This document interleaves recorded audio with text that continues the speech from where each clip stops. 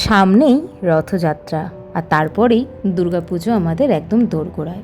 সবাই কিন্তু ইতিমধ্যে মা দুর্গার কনসেপ্টের ওপর কাজ করা শুরু করেছে, আমিও করছি। কিন্তু খুব ইচ্ছা করলো আমাদের বেঙ্গলি ইলাস্ট্রেশনের যে আর্টটা ডিজিটাল পেন্টিংয়ের ওপর, সেটা নিয়ে নতুন কিছু করার।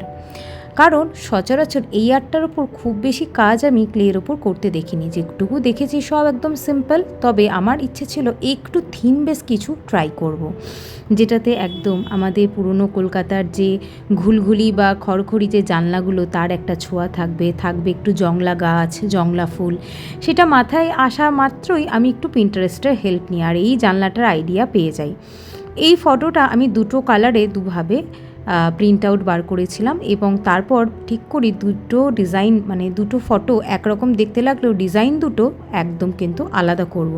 যেহেতু হোয়াইট বেসের ওপর যে মেয়েটি রয়েছে তার দেখো ব্যাকগ্রাউন্ডে কোনো জানলা নেই, কিন্তু ইয়েলো কালারে বেসে যে মেয়েটি রয়েছে তার ব্যাকগ্রাউন্ডে জানলা রয়েছে। তো ভাবলাম ওই জানলাটাকেই যদি এইরকম একটা মানে আর্টের ক্লে কনসেপ্টে যদি করা যায় তাহলে ব্যাপারটা কেমন হয়। নিচে একটা ছোটোই পাঁচিলের মতন থাকবে যেখান থেকে মেয়েটির অর্ধেক অবয়ব চোখে পড়বে। আর জংলা গাছে ফুল বলতে আমার সবার আগে মনে পড়ে বোগেনভেলিয়ার কথা। আমি জানি তোমরা অনেকেই বলবে বোগেনভেলিয়া কি জংলা, তবে না হলেও এটা এমন একটা ফুল যেটা খুব ঝটপট বানানো যায় এবং যদি আকারে ছোট করে তোমরা অ্যাজ ইট ইজ সুন্দর করে সাজিয়ে দিতে পারো, দেখবে একদম অন্যরকম ইউনিক একটা কনসেপ্ট ধরা পড়ে। কারণ 5টা পেটালসের ফুল তো আমরা দেখতেই পাই, কিন্তু এটার পাপড়িটায় 3টে পেটালস থাকে। তো এটা আমার কাছে একটু হাটকে মনে হলো, তাই ভাবলাম এই জায়গাটাতে আমি এখানে ইউজ করব বোগেনভেলিয়া যে বানিয়েছিলাম আমি, সেটা দেখো একটু তোমাদের সাথে স্লো ভিডিওর আকারে ডিটেলিংয়ে দেখানোর চেষ্টা করেছি।